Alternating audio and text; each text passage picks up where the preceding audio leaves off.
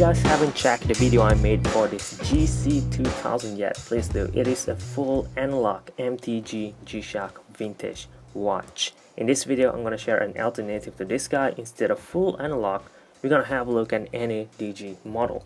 This two watch features similar constructions where it was built into a singular piece, meaning if one part breaks, everything will be useless.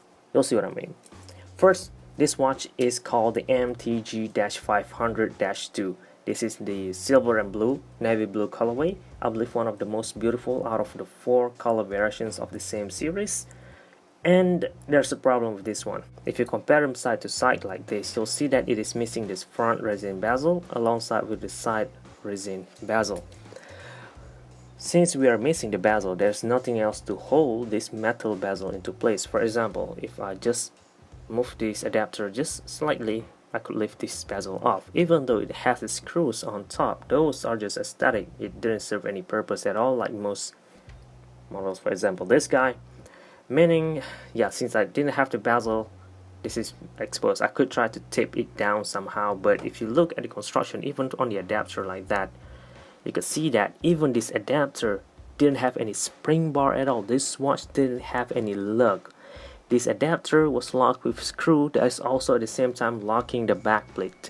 If I break this adapter, which is fully made out of resin, meaning very possible, there is no way for me to use this G-Shock watch unless I could figure out or find an adapter that could be plugged in into this backplate screw, which is, I don't think exists anymore today. So there you go. It looked good, the idea is great, but the well, it doesn't work, right?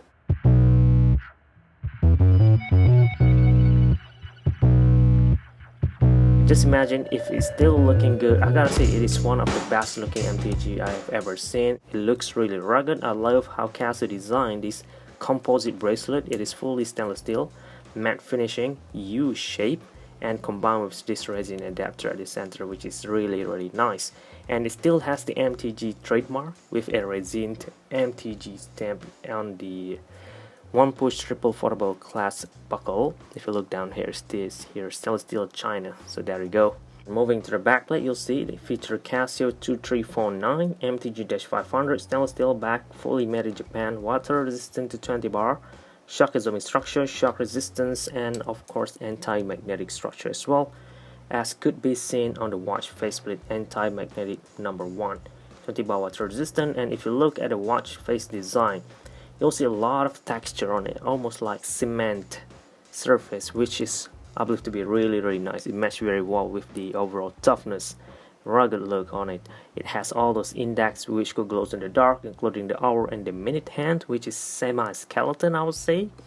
And the digital display will feature a dotted display, which commonly could be found on high-end models like this G Steel I'm wearing right now. For example, this guy. This one is the average display. The one over here is called the dotted display. This is very fun MTG watch to use. I'll try my best to show you guys how it works. At home time right now, it is showing us day, date, and I could swap that to digital time display, full hour, minute, and second. And then I'll have myself a world time. You can see the animations as each time I'm pressing the mode button. It has all the way to 29 time zones, or 29 cities, 27 time zones. Next, telephone number or telememo up to 30 units, and then I'll have 5 alarm. There you go, you can see all of them without any snooze, but I do have signal. And then we'll have a stopwatch all the way to 60 minutes only, and this watch didn't have any countdown timer at all. And lastly, hand setting, back to home timekeeping. Again, each time I press the mode button, you'll be able to see the animations. In world time, there's a map, and phone number, there's a telephone, and the alarm, there's 2 bells, and stopwatch, there's a person running really quickly, and back to home timekeeping.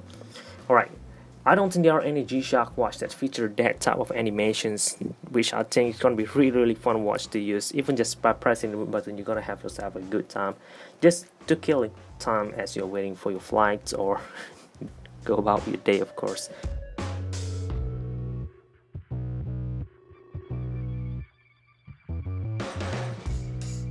Anyway, I haven't set the size of this watch yet, but let me remove my GA2000 before I send this watch away to the winner.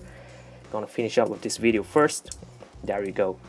Hold on, I'm gonna need to hold this thing really well or else it's gonna fall off. Alright, that should do it. The watch looks great, as I already mentioned. The fit is nice. Look at that, the ruggedness is still there.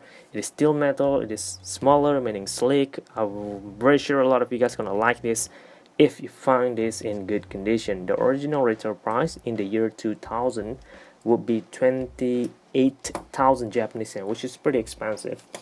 So if you found this in good condition or mint condition, excellent condition, don't hesitate to pay the price, because totally worth it in comparison to recent release models. Depending if you like it or not. If you don't like it, then just skip this watch altogether. Okay, I hope you guys learned a thing or two in this video. I'm gonna try to disassemble the watch, figure out how to fix this. Until then, thank you very much for watching. This is GSF and I'm